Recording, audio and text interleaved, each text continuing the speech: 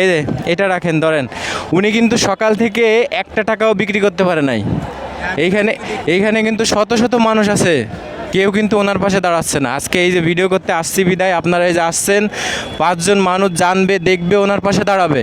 তো আমাদের মুসলিম হিসেবে কি ওনার পাশে দাঁড়ানো উচিত না? হ্যাঁ, ওর জন্য এটা এটা আনছি। কেমন হয়েছে এটা?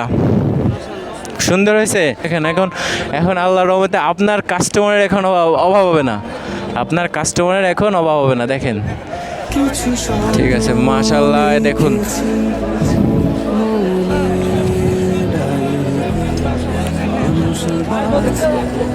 বাইতুল মোকাররম।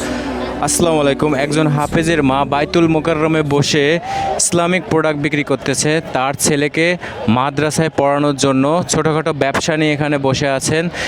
এখানে লিখেছেন, আমার ছেলেকে মাদ্রাসায় ভর্তি করেছি, এসব বিক্রি করে ওর খরচ চালাতে পারছি না, আল্লাহর রহমতে সহমিলিতভাবে আমাকে সহযোগিতা করুন, পণ্য কিনুন,